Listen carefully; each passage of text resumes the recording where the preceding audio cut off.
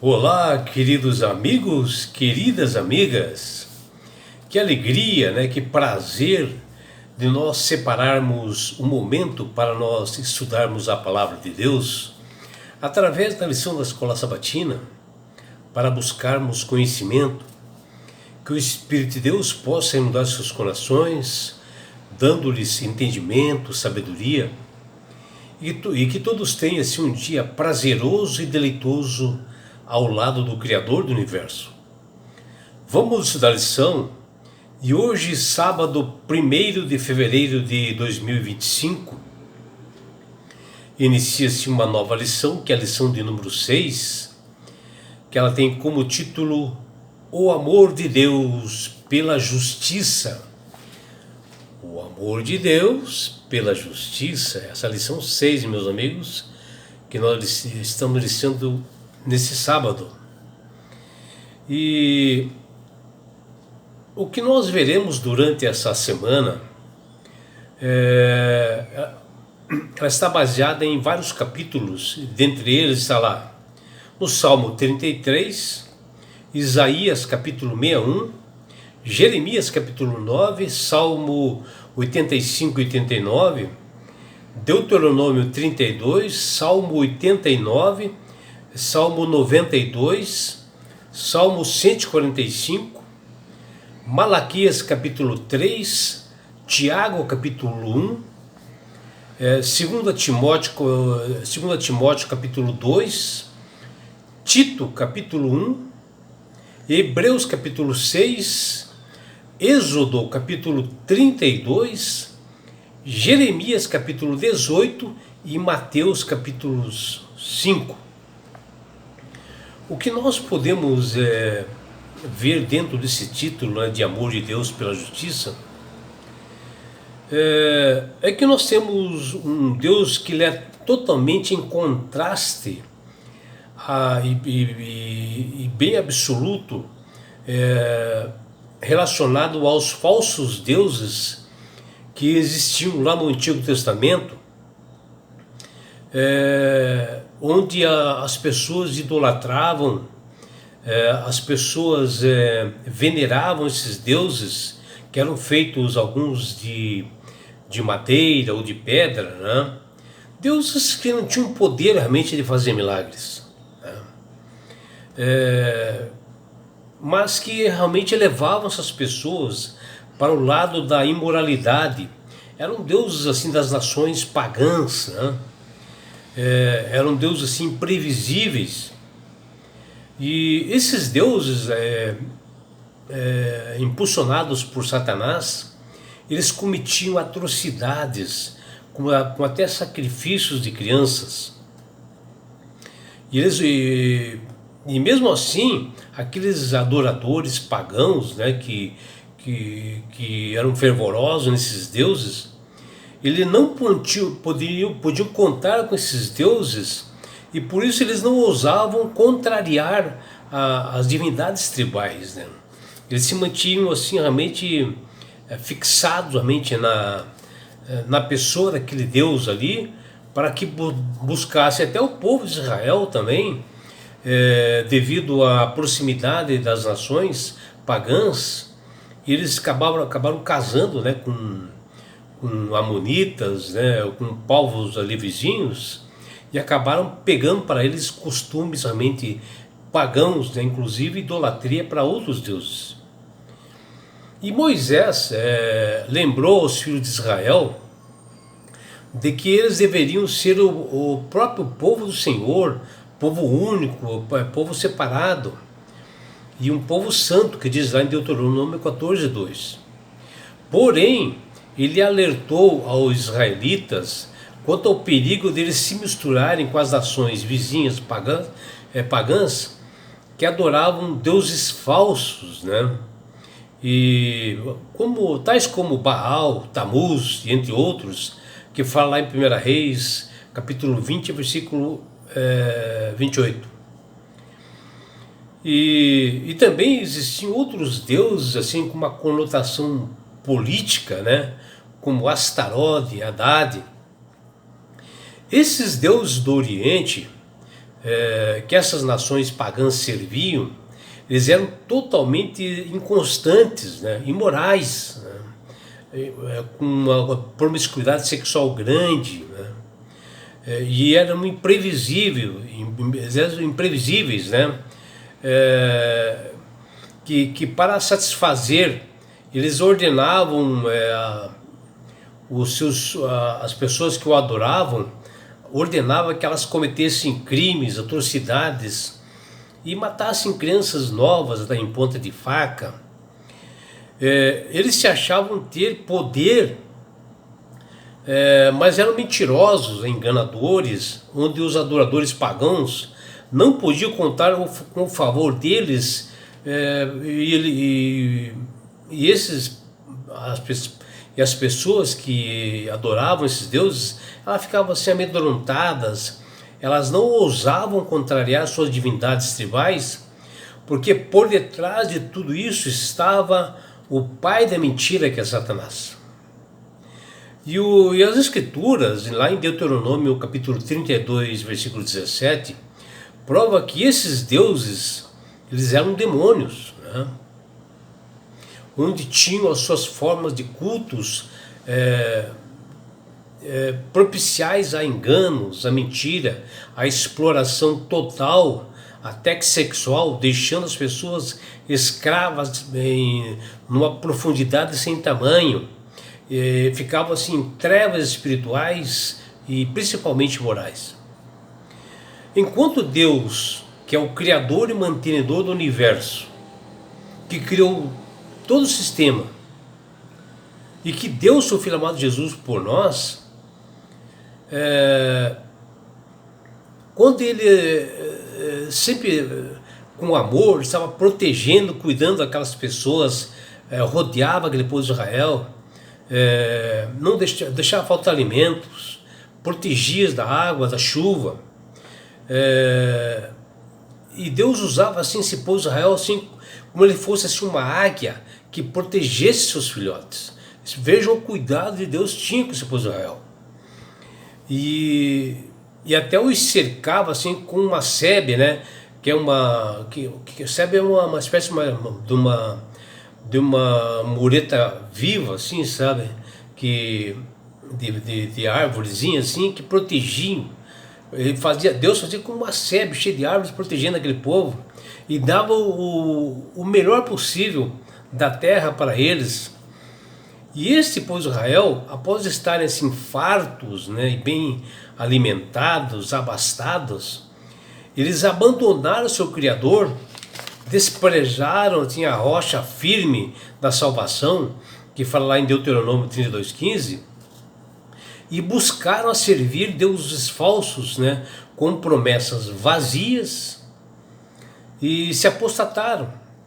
E dominados assim os seus corações, que estavam obstinados da porção do Senhor, que diz lá em Deuteronômio 32:9, e tornaram-se uma raça de perversidade, que fala lá em Deuteronômio capítulo 32, versículo 20, um povo que ostentava ser uma nação eleita, um povo especial de Deus escolhido, mas que rejeitaram a sua doutrina e a sua palavra, que é de Deus, para um caminho correto, um caminho de felicidade, que diz lá em Deuteronômio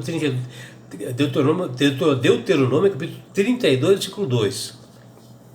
E por isso que o Deus das Sagradas Escrituras, ele é totalmente diferente em comparação a esses deuses que demônios assim, que tinham forças excomunal, forças demoníacas, em comparação a Yahvé, eles são nada, porque Yahvé, ele é poderoso, ele é fiel e é bom. O que ele promete, ele cumpre. Os milagres são comprovados que são aí que ele fez e faz. E seu caráter, o caráter de Deus, ele é imutável, não muda. Nós temos um Deus que é fiel e não muda. Pensando nisto, o responsável pela lição da escola sabatina desta semana, ele colocou o seguinte verso para memorizar, que nos diz: mas aquele que se gloria, glorie-se nisto, em me conhecer e saber que eu sou o Senhor, e faço misericórdia, juízo e justiça na terra, porque dessas coisas me agrado, diz o Senhor. Que está lá em Jeremias capítulo 9, versículo 24. Aqui é uma exortação de Deus a todas as pessoas para não caírem em armadilhas provocadas por deuses falsos, né? Onde por trás está Satanás querendo levar o engano. E ele, Deus, nos convida a se gloriar e conhecer a ele, Deus, que é o verdadeiro, que tudo criou. E o profeta Jeremias, no capítulo 9, versículos 4 até 6, ele menciona que ele não podia confiar em ninguém a não ser em Deus. Aqui somente devido à misericórdia, né, à bondade de Deus, é que podemos ter esperança, assim como Jeremias tinha esperança no Senhor. E isso tem que ser tanto hoje como agora, quanto na eternidade, confiar somente no seu amor e na sua justiça, na justiça do Deus Criador e mantenedor do universo. E ao longo das Escrituras, o amor e a justiça de Deus, elas são intrínsecas ao seu caráter. E esses atributos revelam a sua profunda preocupação com a justiça e a retidão, um Deus realmente fiel. E nessa semana nós nos aprofundaremos nos estudos da lição da Escola Sabatina com bastante detalhes, onde enfatiza 3 pontos importantes que nós iremos verificar. E o primeiro ponto é que o amor e justiça, eles caminham juntos, estão unidos, de mãos dadas. Talvez nós não estejamos acostumados a pensar, a raciocinar em amor e justiça, estando assim lado a lado, mas ao longo das Escrituras nós observamos o verdadeiro amor exige justiça, e a verdadeira justiça, ela é movida por amor. E são detalhes que nós estudaremos durante essa semana, diariamente.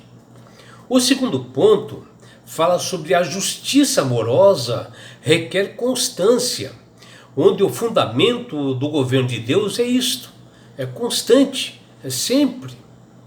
Suas ações se baseiam na constância do seu caráter moral divino, e não em decisões aleatórias e atos injustos dos humanos, ou deuses falsos que muitos aí seguem nos dias de hoje. Terceiro ponto, a justiça amorosa leva em conta o arrependimento, e nós encontramos declarações bastante claras sobre isto nas Sagradas Escrituras, e que fala sobre o fato em que Deus não muda de ideia, o que nos mostra que ele não mente, que é um Deus fiel. E veremos isto em estudos diários. E também estudaremos diariamente mais assuntos como: na Bíblia, o amor e a justiça estão interligados. Como as Escrituras apontam e demonstram o compromisso de Deus com a justiça, veremos ali durante essa semana, que está lá em Salmo 33, versículo 5, Isaías capítulo 61, versículo 8, Jeremias capítulo 9, versículo 24, Salmo 85, versículo 10 e Salmo 89, versículo 14. Também observaremos que Deus não só afirma ser amor à justiça, como chama as pessoas para praticá-las isto. Mas como a Bíblia ensina sobre a fidelidade e a justiça de Deus, veremos isto durante estudos que está lá em Deuteronômio capítulo 32, versículo 4 e Salmo 92, versículos 15. E também saberemos o que as Escrituras nos ensinam sobre o caráter imutável de Deus. Está lá em Malaquias capítulo 3, versículo 6 e Tiago capítulo 1, versículo 17, que veremos nessa semana. E também, qual é a conclusão que na Bíblia menciona de que Deus se arrepende? Mas o que significa isso? Isto não é Deus se arrepender? Saberemos que está lá em Êxodo capítulo 32, versículo 14, Jeremias capítulo 18, versículos 4 até 10. E o que a Bíblia nos ensina sobre o amor de Deus? Como devemos agir em relação às outras pessoas sob a luz desse ensino de Jesus que está nas Escrituras? Saberemos em estudos diários com bastante detalhes, que está lá em Mateus capítulo 5, versículos 43 até 48. E é por isso, meu amigo, minha amiga, que Deus tem clamado para todas as pessoas, através do poder do Espírito Santo, para aceitarem a Jesus como Salvador e Senhor. Porque a partir do momento quando você, com sinceridade, aceita a Jesus como Salvador e Senhor, você passa a ter sabedoria, você passa a ter uma pessoa que tem entendimento, uma pessoa que sabe manusear bem essas Escrituras. E não é só isso, meu amigo, minha amiga. Quando você aceitar Jesus como Salvador e Senhor da sua vida, obedecendo os estatutos e mandamentos, você ganha de Deus esse presente que chama salvação. E com isto, na grande volta de Jesus que se aproxima, que está ali em Mateus 24 e Lucas 21, que o próprio Jesus falou, e ele, Jesus, ao voltar, ele vai levar você, seus filhos, seus amigos e todos nós, sabe para onde? Para as mansões celestiais. Um lugar, meu amigo, minha amiga, de onde lá não haverá mais morte, mais dor, mais aflições, não haverá mais perseguições, não haverá mais choro, porque você estará no céu. Você participará da grande bodas do Cordeiro de Jesus. Você terá a oportunidade, meu amigo, minha amiga, de estar assim, face a face com Jesus. Já imaginou? E sabe por que Deus quer fazer isso com você, minha amiga? Com você, meu amigo? Porque Jesus te ama. Abraços do seu amigo João Carlos Amorim.